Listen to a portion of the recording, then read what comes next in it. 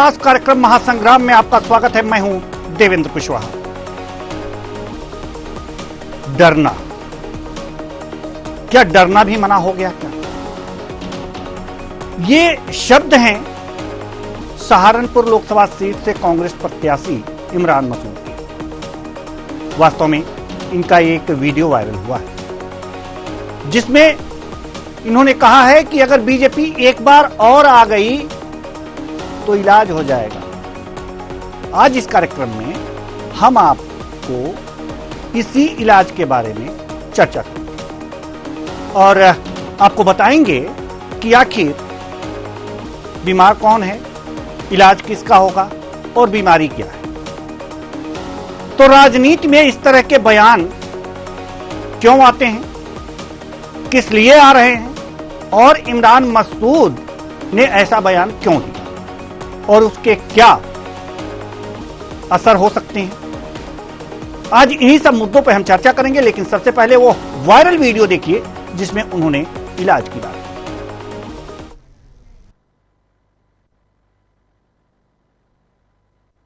मैं सिर्फ इतनी बात कह रहा हूं कि ये चुनाव इमरान को जिताने हराने का नहीं, ये चुनाव अपने आप को बचाने का है। ये चुनाव अगर भाजपा दोबारा आ गई तो सबसे पहले इलाज तुम्हारा और मेरा होना है, याद रख लेना बात। हंसने की बात नहीं है, ये अमित शाह कह रहा है, ये अमित शाह बोल रहा है। ये जितनी मजबूत आवाजें हैं सारी खामोश ऐसे ही नहीं की जा रही, कोई बोलने वाला ना बचे। तो अभी आपने ये वायरल वीडियो सुना। इमरान मसूद जो कि कांग्रेस के प्रत्याशी हैं, यहां से बीजेपी उम्मीदवार हैं राम लखन पाल और बसपा के माजिद अली, और सपा और कांग्रेस का गठबंधन है तो यहां कांग्रेस से इमरान मसूद है। इन्होंने ये बातें कही हैं और उसके बाद जब इनके इस वायरल वीडियो पर पत्रकारों ने इनसे पूछा कि ऐसा बयान आपने क्यों दिया, तो क्या कह रहे हैं जरा ये भी सुन लीजिए। अरे भाई डर लगता है यार, अब डरना भी मना हो गया क्या इस देश के अंदर? इन्होंने मार मार के सबका भूस भर दिया, चीफ मिनिस्टर उठा के ये बंद कर देते हैं, तो डरना भी मना हो गया क्या? भाई डर निकाल दो, हम तो चाह रहे हैं आप डर निकाल दो, हमें डरना रहे, हमें तो डर लग रहा है। अरे यार क्या है यार, एक बात तो बताओ, कोई मुझे प्रेम से बुलाएगा तो मैं जाऊंगा जो चाहे, और मैं कोई पहली बार थोड़ी ना गया हूँ, मैं सब जगह जाता हूँ, कोई बहुत थोड़ी बात है। भाजपा बौखला गई यार, असल में क्या है कि भाजपा बौखला गई। भाजपा के पास कोई रास्ता नहीं है, कोई उल्टी सीधी हरकतों पर उतर आए, और यही उनकी जो हरकतें हैं वो अच्छी हरकतें बोलते हैं। भैया एक तरफा हिंदू समाज का मुझे जिस तरह से समर्थन मिल रहा है, प्यार मिल रहा है, और हिंदुओं ने जो मेरी सत्यता है, जो मैं असल में हूँ, वो उनको पता चल रहा है, तो सब चीजें दिखाई दे रही है, लोग चल रहे हैं मेरे साथ। अब ये तो राम की कृपा अगर मुझ पर बरस रही तो उनको क्यों परेशानी हो रही भाई? आपने भाषण में ये कहा था कि 2 लाख है जो बाहर निकलते हैं, 20 लाख है। अरे ये नहीं कहा था यार, 2 करोड़ बर्मा में थे, उन्हें निकालना भारी हो गया। बर्मा के लिए 20 करोड़ को नहीं निकाल पाओगे, दुनिया में दूसरे नंबर की आबादी यहाँ पे रहती है, तो आप नफरत क्यों फैला रहे हो? आपस में मोहब्बत पैदा करो ना। जब आपको निकल नहीं सकते, आप जा नहीं सकते, रहना आपको यही है, जब रहना यही है तो फिर मोहब्बत से रहो, इसमें नफरत क्यों फैला रहे हो? मैं तो ये बात कही थी, अब हर चीज का उल्टा मतलब निकालते रहो।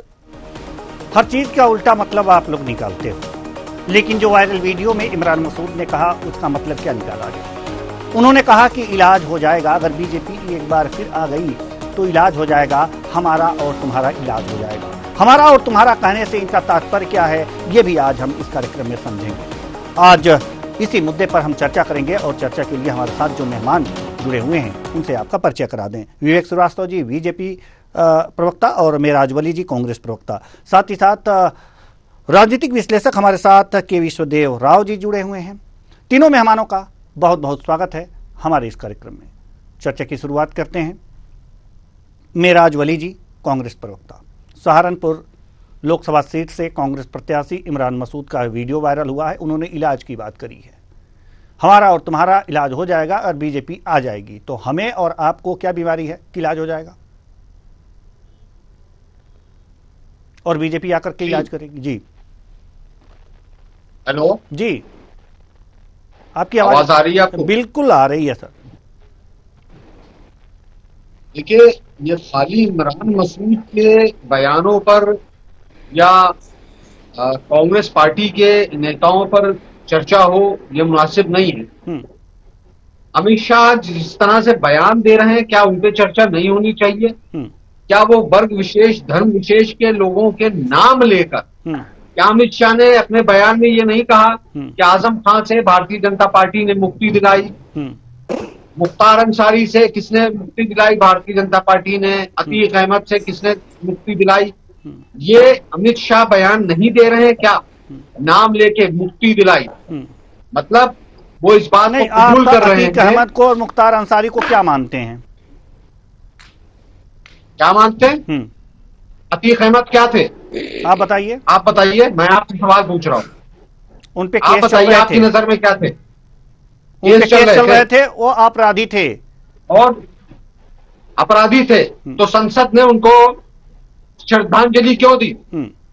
संसद में श्रद्धांजलि क्यों दी गई अगर अपराधी थे? चलिए ठीक, जवाब दीजिए आप। हाँ ठीक है। अगर आपकी नजर में तो अपराधी वो जेल में क्यों बंद थे? आप ये जवाब दीजिए। वो जेल में क्यों बंद थे? आप जवाब दीजिए जी। वो जेल में बंद थे, क्यों बंद थे? आप जवाब दीजिए। अच्छा, तो जेल में वो क्यों बंद थे? वो इसलिए बंद थे क्योंकि भारतीय जनता पार्टी के और इस उत्तर प्रदेश के जो मुख्यमंत्री हैं, उन्होंने आने के बाद अपने सारे मामले खुद स्वयं रद्द कर दिए और दूसरों पर मुकदमे डाल दिए। अरविंद केजरीवाल जी भी जेल में हैं, अपराधी हैं क्या? चलिए, तमाम लोग इस देश में जेल गए हैं। मतलब योगी आदित्यनाथ ने उन्हें जेल में डाल दिया जबरदस्ती। चलिए, विवेक श्रीवास्तव जी से आवाज इसका जवाब ले लेते हैं कि ये क्या प्रक्रिया अपना रहे हैं आप लोग कि कहीं मुख्यमंत्री को जेल में डाल दे रहे हैं, कहीं किसी बड़े नेता को जेल में डाल दे रहे हैं, ऐसा क्यों? विवेक जी। देखिए देवेंद्र जी, कांग्रेस की नजरों में अतीक अहमद पीर फकीर औलिया हो सकते हैं। अपनी जिंदगी की तमाम साल उन्होंने नैनी सेंट्रल जेल, बस्ती जेल, देवरिया जेल और गुजरात की बड़ोदरा जेल में इबादत करते हुए बिताई है। मुख्तार अंसारी भी पीर फकीर औलिया हो सकते हैं। मऊ दंगे में जो 47 मुख्तार अंसारी टहल रहे, उनको ऊपर से अल्लाह ताला ने बोला है। जिस मुख्तार अंसारी को भारत के संविधान के तहत 8 मुकदमे में सजा हो चुकी, उसको भी ये अपराधी नहीं मानते। ये कहते संसद में श्रद्धांजलि क्यों दी गई। मैं थोड़ा सा एक इनके मुझे के लिए किस्सा सुना दूं। इलाहाबाद बार एसोसिएशन में कैंपस में एक मंदिर है। मंदिर के सामने कुतिया बैठा करती थी। एक दिन कुतिया मर गई, उसके कंडोलेंस में भी हाथ दे कचौड़ी बज रही है।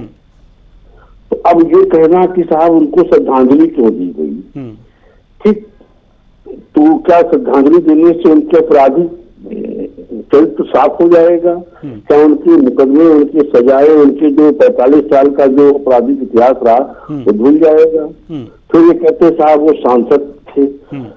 सांसद होने से आप पाप नहीं धुलते।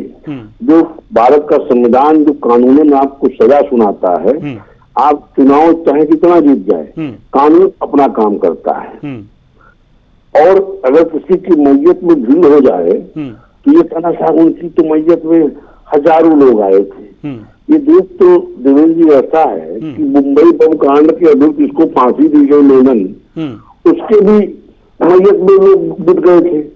ये तो वर्ग विशेष की मानसिकता का सवाल है कि वो लोग कैसे कैसे लोगों के पीछे खड़े होते, खड़े होना चाहते हैं। जी ये देश संविधान से चलेगा और संविधान के अनुसार अतीक अहमद अपराधी थे, मुख्तार अंसारी अपराधी सजा याफ्ता थे और पूर्ववर्ती सरकारों में उनको इस कदर संरक्षण प्राप्त था कि मुख्यमंत्री मुलायम सिंह जी की अतीक अहमद के कुत्ते के हाथ मिलाते हुए फोटो पब्लिक डोमेन में वायरल है। और मुख्तार अंसारी तो पूरे दलबल के साथ बीजेपी कार्यालय पहुंच जाते तो मायावती जी के समय किस्सा आम है, बच्चा बच्चा जानता है लखनऊ उत्तर प्रदेश का। तो ये सारे देश उत्तर प्रदेश में देखे हैं जी। कानून यही था, संविधान की किताब यही थी, पुलिस यही थी। आज योगी आदित्यनाथ जैसा दृढ़ इच्छा शक्ति का व्यक्ति जब उत्तर प्रदेश का मुख्यमंत्री होकर बैठता है तो इन अपराधियों को अदालतें सजा देने में सक्षम हो पाती है।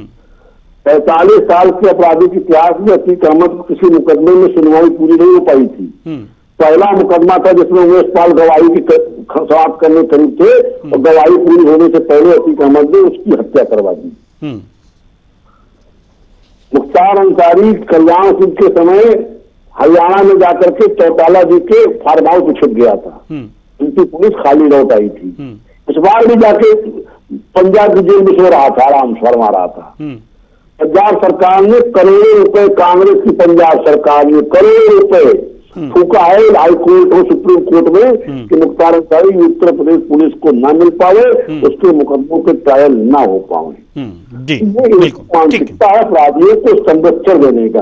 अगर हम कहते कि कांग्रेस का हाथ अपराधियों के साथ, तो इनको बुरा नहीं लगना चाहिए। चलिए, इमरान मसूद वही बदजुबान आदमी है, इसने पिछले चुनाव में वोटी वोटी करने की बात की थी प्रधानमंत्री की, और आज वो फिर इस तरह की बात कर रहा है।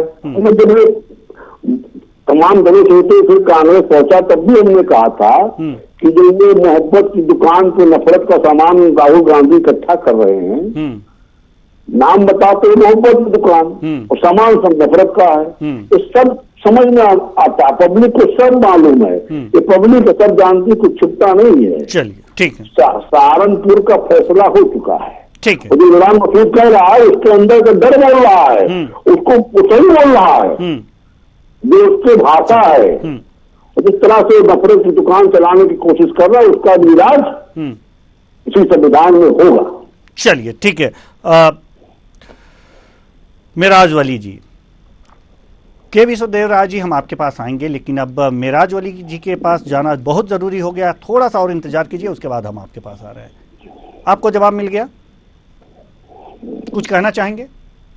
भाजपा के प्रवक्ता जो भी कह रहे थे, इनकी आवाज मुझे बिल्कुल भी क्लियर नहीं आ रही, बल्कि आई नहीं रही, तो मैं इनकी बातों को सुन नहीं पाया कि उन्होंने क्या बोला है। जी, इन्होंने ये बातें कही हैं कि 8 मुकदमों में सजा याफ्ता थे अतीक अहमद। माफ कीजिएगा, मुख्तार अंसारी सजा याफ्ता, और किसी अगर जो कोई सांसद है, विधायक है, तो अगर वो अपराधी भी है, श्रद्धांजलि दे दिया जाए तो उसका अपराध कम नहीं होता। इन्होंने ये बात कही थी। और दूसरी बात, अगर इससे आप संतुष्ट हैं या बता दीजिए इनको। ठीक है, कुटिया पर मंदिर के बाहर बैठने वाली, ठीक है, उसमें यहाँ पे करने में हमारे इलाहाबाद के बार में, ठीक है, क्या कहिए तो उसको। मेराज वली जी, क्या इस जवाब से आप संतुष्ट हैं? नहीं, बिल्कुल नहीं। देखिए, ये भारतीय जनता पार्टी के लोग हैं, ये हर मामले में हमेशा और हमेशा दोगलेपन की निशानी जाहिर करेंगे, ये इनका चरित्र होता है। अगर अपराधी हैं, मुख्तार अंसारी अपराधी हैं, योगी आदित्यनाथ, अजय सिंह बिष्ट, उनके कितने मुकदमे थे? अमित शाह पे कितने मुकदमे थे और किस प्रकार के थे? इस देश के गृह मंत्री और 2 गृह राज्य मंत्री, दोनों का, तीनों का रिकॉर्ड आपराधिक है, अपराध से जुड़ा हुआ है। और भारतीय जनता पार्टी में, और सुन लीजिए, उत्तर प्रदेश आ जाइए, ब्रजेश सिंह क्या है, ब्रजभूषण चरण सिंह क्या है, अभय सिंह क्या है, धनंजय सिंह क्या है, कुलदीप सिंह सेंगर क्या है, ये कौन लोग हैं? इनका कौन सा इतिहास है? ये कौन लोग हैं? इनके ऊपर बोलती क्यों बंद रहती है भारतीय जनता पार्टी की? इन पे कार्रवाई क्यों नहीं होती? ये अपराधी हैं, इनके अपराध पे इनकी आवाजों को बंद क्यों नहीं किया जाता है? इनके आवाजों को शांत क्यों नहीं किया जाता है? मुख्तार अंसारी तो खत्म हो गए, अतीक अहमद भी खत्म हो गए, अफजाल शहाबुद्दीन भी खत्म हो गए। अब तो ये सब खत्म हो गए। अब अपराध नहीं होना चाहिए उत्तर प्रदेश में। और अब मैं आपसे पूछता हूं कि आप उत्तर प्रदेश में अगर माफियाओं का नाम लेंगे, मैं आपसे पूछूं कि 5 बड़े माफियाओं के नाम बताइए, तो आप किसका बताएंगे? अब नाम लीजिए ना। हमारी सर, नाम लीजिए। हमारी डिबेट इमरान मसूद के बयान पर है। उन्होंने ये बातें कही हैं, उन्होंने ये बातें कही हैं। मैं आपसे बड़ी विनम्रता से कहूंगा जी कि आपने ये टॉपिक पे बहस डिबेट रखी और मैं आ गया, लेकिन मेरी आपसे दरखास्त है कि आने वाले बाकी के चुनाव में इस तरह के टॉपिक्स पे आप अगर डिबेट ना रखें तो बेहतर होगा। आप डिबेट ये रखें कि बेरोजगारी, महंगाई और तमाम तरह के मुद्दों पर भारतीय जनता पार्टी चुप क्यों है और क्यों इतने हताश और निराश हैं नरेंद्र मोदी जी। मिराज वली जी, हम आपको रोकना चाहेंगे। मिराज वली जी, हम आपको रोकना चाहेंगे। पहले अपने नेताओं पर ध्यान दीजिए कि इस तरह की बयानबाजी बंद करें। जब आपके नेता इस तरह की बयानबाजी करेंगे तो निवेदन करेंगे हम आपसे कि आप किसी संस्था को, किसी पत्रकार को ये उसके मुंह में न डालने की कोशिश करें कि आप इस पे मत बात कीजिए। अगर जो रोक सकते हैं तो अपने नेता को रोकिए। मिराज वली साहब, अगर रोक सकते हैं तो अपने उस नेता को रोकिए, अपने उस इमरान मसूद को रोकिए जिन्हें डर लगता है। क्यों डर लगता है? और किसकी बीमारी, आप बताइए, कौन सी बीमारी से पीड़ित हैं इमरान मसूद जिसका इलाज बीजेपी करेगी? आप सलाह मत दें कि हम किस सब्जेक्ट पे हम डिबेट रखें या ना रखें। आपको आना है तो आइए, ना आना है ना आइए, लेकिन आप सलाह नहीं दे सकते। और सलाह देना है तो अपने उस नेता को दीजिए जो इस तरह की बातें करता है। और बीजेपी से भी मैं कहता हूं कि बीजेपी के भी नेता अगर जो इस तरह की बातें करते हैं तो क्यों करते हैं? मत आइए, मैं जान रहा हूं आपको, आप इतना तैश में मत आइए और मैं सलाह जरूर दूंगा। मैंने जो सलाह दी है, आप पहले तैश में आने से पहले आपको पूरी रिकॉर्डिंग सुनिएगा। मैंने क्या बात कही? मैंने कहा है कि विनम्र निवेदन, और फिर कह रहा हूं और 100 बार कहूंगा कि इस तरह मेरा भी विनम्र निवेदन आप सुन लीजिए कि ऐसे नेताओं का पक्ष लेना बंद कर दीजिए कि इस तरह की बातें करते हैं। आप हमें बताइए मिराज वली साहब, आप हमें बताइए कि किस बीमारी से इमरान मसूद पीड़ित हैं। और लोग जो है कह रहे हैं कि आपका भी इलाज कर देंगे। किस बीमारी से पीड़ित हैं आप लोग? हाँ, इस तरह की बातें कही गई हैं। हाँ, क्यों कही गई? इलाज वाली बातें भारतीय जनता पार्टी के नेताओं के द्वारा, योगी आदित्यनाथ के द्वारा कही गई हैं। उठा के देख लीजिए आप। अगर वो कह रहे हैं तो क्या गलत कह रहे हैं? और हम पीड़ित हैं इस बात से, हमें बीमारी है जो जिस तरह से सरकार टारगेट किलिंग करवा रही है उससे परेशान है। कह रहे हैं, 100 बार कहेंगे, क्या गलत कह रहे हैं? नहीं, ये सही बात आपने कही है, ये बात आपने सही कही है। आप टारगेट किलिंग की बात कर रहे हैं। हम अब आगे डिबेट को बढ़ाएंगे। के विश्वदेव राय जी, बड़ी देर बाद हम आपके पास आए, लेकिन एक मेहमान और हमारे साथ जुड़ गए हैं, उनका हम स्वागत कर लें। पहले रविंद्र सिंह जी, सपा प्रवक्ता, हमारे साथ जुड़ चुके हैं। बहुत बहुत स्वागत है आपका हमारे इस कार्यक्रम में। चर्चा की शुरुआत हो चुकी है, थोड़ी देर बाद आए आप, लेकिन के विश्वदेव राय जी के पास हम जाना चाहेंगे। के विश्वदेव राय जी, सवाल यहां पर यह है कि इस तरह के बयानबाजी राजनेता करते क्यों हैं? और पार्टियां, चाहे कोई भी पार्टी हो, सपा हो, बीजेपी हो, कांग्रेस हो, बसपा हो, कोई भी पार्टी हो, अगर इस तरह की बयानबाजी होती है तो इनका पक्ष क्यों लेते हैं? जी, के विश्वदेव राय जी। मैं कुछ बातें बता दूं पहले तो किसी भी नेता जो सांसद है या विधायक रहा है, यहाँ तक कि सभासद भी रहा हो, तो उसको भी कंडोलेंस दिया जाता है, चाहे वो सर्विंग हो, चाहे वो ना रहा हो, चाहे वो 20 साल पहले भी रहा हो और उसकी मृत्यु अब हुई है, तो उसको कंडोलेंस मैसेज संसद में या सदन में या कहीं भी दिया जाता है। तो इसके ऊपर ये साबित नहीं हो जाता कि वो अपराधी नहीं है या उसके आपराधिक इतिहास नहीं है। और जहां तक आपराधिक इतिहास की बात कर रहे हैं, तो अगर कंपैरिजन करेंगे योगी आदित्यनाथ मुख्यमंत्री उत्तर प्रदेश और अतीक अहमद का, तो बिल्कुल ही बेतुकी बात है, बेफिजूल की बात है, पहली बात। उसके अलावा आप ये, अगर मैं उसके आगे बात करूं इमरान मसूद के बयान की, इमरान मसूद का पहला बयान जी आपको याद होगा, बोटी बोटी बयान था प्रधानमंत्री नरेंद्र मोदी के खिलाफ 2014 में, जिसकी वजह से सुपड़ा साफ हो गया था। पूरा समाजवादी पार्टी, कांग्रेस, बसपा, सबका सुपड़ा साफ हो गया था 2014 में। सहारनपुर में इन्होंने बयान दिया था, 65,000 वोट से हारे थे ये भाजपा के लखनपाल से वहां पर, जिससे अब की बार भी इनका चुनावी वो हो रहा है, प्रतिद्वंदी है इनके वहां उस सीट पे। 2019 में क्या हुआ था, 2019 में इमरान मसूद को लड़ते रह गए, लेकिन समाजवादी पार्टी और बसपा के गठबंधन के प्रत्याशी जीत गए और बीजेपी का कैंडिडेट वहां हार गया था। ये इमरान मसूद सिर्फ वहां माहौल गर्म करना चाहते हैं अपने बयान से। इस बार भी इन्होंने जो बयान दिया है, इनका बयान इनको साफ साफ दिख रहा है, क्योंकि बसपा ने वहां एक मुसलमान कैंडिडेट खड़ा कर दिया है और बीजेपी का कैंडिडेट वहां फिर जीतने की उम्मीद कर सकता है, क्योंकि वहां पर बंटवारा होगा वोट शेयर का। मेरे आगे आने वाले प्रवक्ता इस बात को बता देंगे आपको जी। वहां पर इमरान मसूद सिर्फ बयानबाजी करना चाहते हैं। इस बार कांग्रेस का प्रत्याशी या समाजवादी पार्टी का प्रत्याशी वहां बसपा के कैंडिडेट की वजह से थोड़ा कम वोट शेयर में आएगा, क्योंकि वोट का बंटवारा वहां हो जाएगा जी। ये सारे कारण है। और ये बेतुकी बात अगर कहना कि आप ये प्रवक्ता जी बताएंगे हम लोगों को, हम पत्रकारों को, कि हम किस चीज से बहस करें।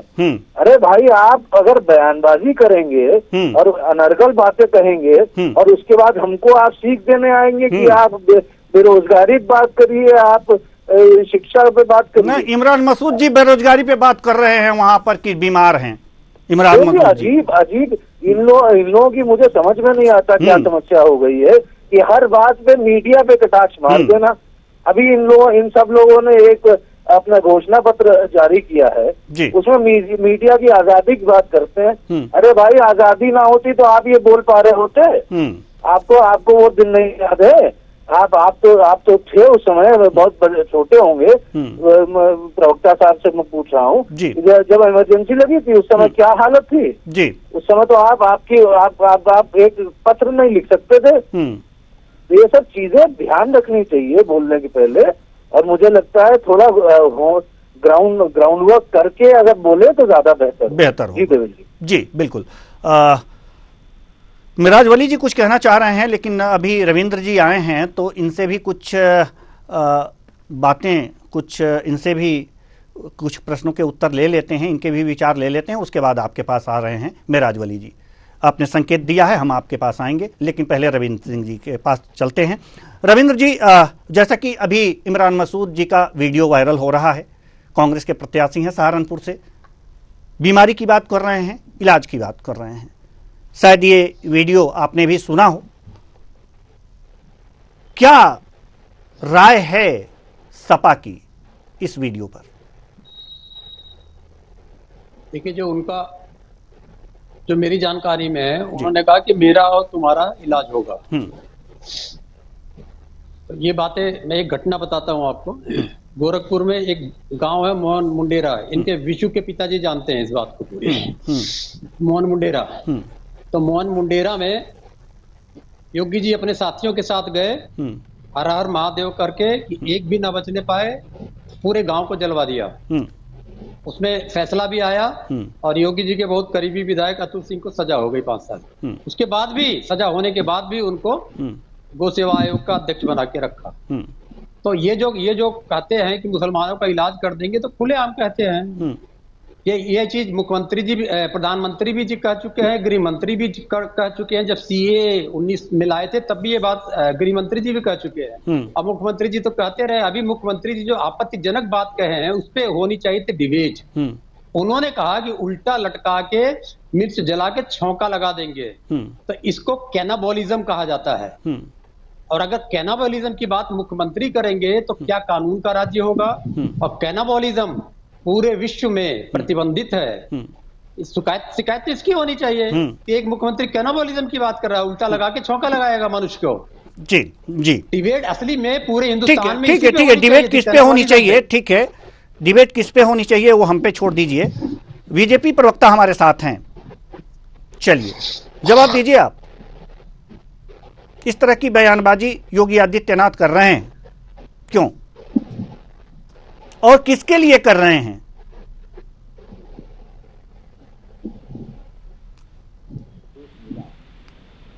दंगे की चपेट में, माफिया की गिरफ्त में। माफिया छोटे मोटे नहीं, पूरी अपराध की सरकार चलाने वाले जिन अपराधियों का नाम लेकर के हमारे मित्र भी रो रहे थे, शहाबुद्दीन, मुख्तार अंसारी, अतीक का, कि IB की फाइलों में सैम नेटवर्क के नाम से दर्ज है। दीवान में सैयद शहाबुद्दीन, इलाहाबाद में अतीक अहमद, मोहम्मद मुख्तार अंसारी, ये संगठित आपराधिक गिरोह थे जो अपराध की सरकार चलाते थे। ये थाना अध्यक्ष और CEO, डिप्टी SP, कप्तान की बस की चीज नहीं थे। ये सबको मालूम है इनके अपराध का सिक्का कितना दूर दूर तक चलता था। ऐसे लोगों को जमींदोज करना, और जिस तरह से प्रदेश दंगे की चपेट में था, आज उत्तर प्रदेश में कोई दंगा करने की हिम्मत नहीं कर सकता। योगी आदित्यनाथ जी का बयान दंगाइयों के लिए था कि जो उत्तर प्रदेश में दंगा करने की हिम्मत करेगा उसको उल्टा लटका के मिर्च का छौंका दिया जाता है, ताकि वो दंगा करने की दोबारा हिम्मत ना कर सके। आज उत्तर प्रदेश में अमन चैन कायम है।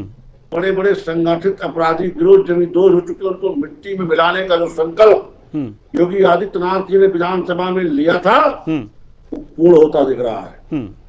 आज कोई संगठित अपराधी गिरोह उत्तर प्रदेश में सक्रिय नहीं है। जो लोग तमाम ऐसे गिरोहों की अपराधियों की बात कर रहे हैं, या तो वो जेल में हैं या अदालत से उन्हें बेल मिली हुई है। उसमें सरकार ने किसी को बख्शा नहीं है। जो भी नाम मेरे मित्र गिना रहे थे उसमें कोई भी भारतीय जनता पार्टी का सदस्य नहीं है।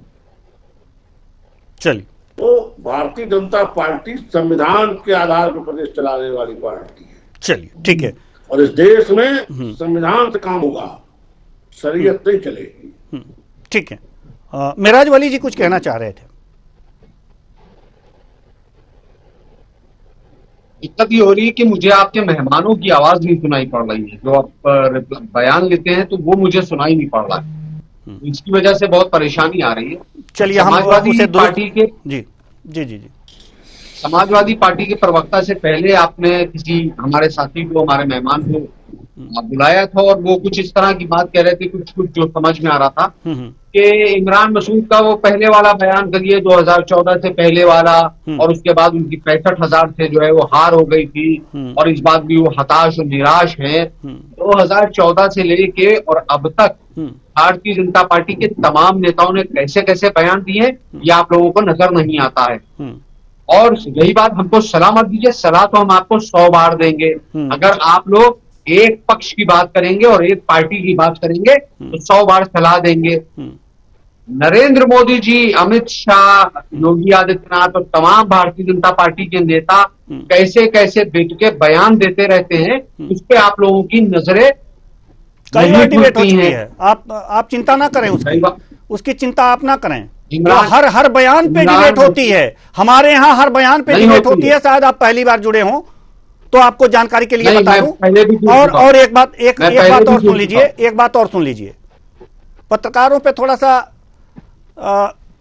टारगेट करना बंद कर दीजिए आप लोग, क्योंकि नेता जो है ना, जो नेता कहते हैं उसी पे हम जो डिबेट रखते हैं, ठीक है। अगर आपके नेता बेरोजगारी पे बात करें, अगर आपके नेता बेरोजगारी पे बात करें तो डिबेट हम उस पे भी करें। आपके नेता किसी जन समस्या को ले जाकर के मेरी सुन लीजिए, मेरी सुन तो लीजिए। हमारा जो असल नेता है वो राहुल गांधी, वो लगातार जनहित के मुद्दों पे बात कर रहा है। और अभी दो एक दिन पहले जो उनकी आप हमें ये बताइए कि इस बयान को आप गलत मानते हैं इमरान मसूद के या सही मानते हैं? इनके पक्ष में खड़े हैं या विपक्ष में खड़े हैं? सही मानते हैं? पक्ष में खड़े हैं। पक्ष में खड़े हैं, बिल्कुल। उसमें क्या गलत है? उसमें गलत क्या है? उसमें गलत कुछ भी नहीं। उसमें गलत क्या है? उसमें गलत कुछ भी क्या गलत है आप बताइए ना। चलिए क्या गलत है? चलिए, इसमें कुछ भी गलत नहीं है। के विश्वदेव राय जी, नहीं, के विश्वदेव राय जी के पास हम आएंगे। उसके पहले रविंद्र जी, क्या इमरान मसूद ने जो बयान दिया है सहारनपुर में, जो वीडियो वायरल हुआ है, उसमें कुछ भी गलत नहीं है? मुझे लगता है कि वो एक बार बयान बता दीजिए तब उस पर हम चाहेंगे पीसीआर से कि इमरान मसूद जी के उस वायरल वीडियो के बयान को एक बार चला दिया जाए, जिससे कि हमारे मेहमान रविंद्र जी सुन लें इसको। कि ये चुनाव इमरान को जिताने हराने का नहीं, ये चुनाव अपने आप को बचाने का है। ये चुनाव अगर भाजपा दोबारा आ गई तो सबसे पहले इलाज तुम्हारा और मेरा होना है, याद रख लेना बात। हंसने की बात नहीं है, ये अमित शाह कह रहा है, ये अमित शाह बोल रहा है। ये जितनी मजबूत आवाजें हैं नहीं की जा रही, कोई बोलने वाला ना बचे। सुन लिया आपने रविंद्र? आप पूरी तरीके से सहमत हैं। उन्हें लोकतंत्र में जो भय दिखाया जाता है भारतीय जनता पार्टी के द्वारा, उसके खिलाफ बोला है, इसका पूरी तरीके से समर्थन करते हैं। और CAA में यही बात लेके भारतीय जनता पार्टी आई है। और 2019 के सितंबर में जब CAA आया था तो ऐसी ही बात उन्होंने गृह मंत्री जी ने कही थी। तो अच्छा है, कम से कम कोई ऐसे खतरनाक बयान के खिलाफ खड़ा तो हुआ, स्वागत करते हैं। चलिए, खतरनाक बयान के खिलाफ यहाँ पर खड़ा हुआ गया है। के विश्वदेव राय जी क्या कहेंगे? दोनों पार्टी के जो प्रवक्ता हैं इस बयान के पक्ष में खड़े हैं। जी देवेंद्र जी, पहले तो मैं बता दूं, रविंद्र सिंह जी से मेरी मुलाकात 1.5 दशक पूर्व से है और मैं इनको बहुत अच्छे से जानता हूं। उस समय ये योगी जी के साथ रहा करते थे। और ये जो इन्होंने एक घटना का जिक्र किया उसके कि मेरे पिताजी का नाम लेके, कि वो शायद वो ज्यादा बेहतर जानते होंगे, मैं भी हूँ। और उससे हम सबसे बेहतर ये क्षण जानते होंगे, क्योंकि ये उस दौरान योगी आदित्यनाथ जी के साथ थे। तो वो चर्चा का विषय नहीं है। बहरहाल मैं इमरान मसूद के बयान पे आऊंगा और इन दोनों प्रवक्ताओं ने जो समर्थन किया है, आप समझिए पहले हो क्या रहा है। यहाँ पर ध्रुवीकरण की राजनीति का दोष लगता है भाजपा पे। कर कौन रहा है? इमरान मसूद के बयान क्या दर्शा रहा है? वो उनको वोट नहीं मिल रहा है तो डरा के वोट ले रहे हैं कि बीजेपी से डर के मुझे वोट दो। ये मैसेज ये जा रहा है। आप एक तरफ आप कह रहे हैं, आपके प्रवक्ता साहब हम लोगों को ज्ञान दे रहे हैं कि हम बात करें बेरोजगारी पे, हम बात करें गरीबी पे, हम बात करें अनएम्प्लॉयमेंट पे, और दूसरी तरफ आपके नेता क्या बयान दे रहे हैं? आपके नेता ये बयान दे रहे हैं कि भाजपा आ गई दोबारा तो हम लोगों को टारगेट करेगी, हम लोगों को खत्म कर देगी। तो ये एक सोचने विचारने वाली बात है। थोड़ा बुद्धिजीवी बुद्धिकर्मी की तरह बात करें। प्रवक्ता लोगों से मेरा गुजारिश है कि आप लोग ध्रुवीकरण कर रहे हैं चुनाव में। भाजपा तो क्या करेगी क्या नहीं करेगी वो तो अलग बात है, लेकिन कर तो आप लोग ज्यादा रहे हैं। तो जी इसमें आगे और क्या क्या बोला जाए? जी अब कुछ बोला भी नहीं जा सकता और कुछ कहा भी नहीं जा सकता। अपने विचार सभी प्रवक्ताओं ने दे दिए हैं और समय भी अब समाप्ति की ओर है, इसलिए इस चर्चा को और आगे नहीं बढ़ा सकते। बहुत बहुत धन्यवाद सभी मेहमानों का, आप आए और अपने अपने विचार साझा किए। तो कुल मिलाकर के ध्रुवीकरण की राजनीति हो रही है, अपने अपने वोट बैंक को साधने की कोशिश की जा रही है। इसके लिए बयानबाजियों के तीर छोड़े जा रहे हैं और ये तीर कहां लगेंगे, इसका अंजाम क्या होगा, ये देखने वाली बात है। फिलहाल तो बयानों के दौर चल रहे हैं, वार पलटवार हो रहे हैं, लेकिन इसी में कुछ ऐसी भी बातें हो जा रही हैं जो वास्तव में भारतीय राजनीति को दूषित करती हैं और ऐसी बातें नहीं होनी चाहिए। फिलहाल इस कार्यक्रम में इतना ही। मुझे दीजिए इजाजत। नमस्कार।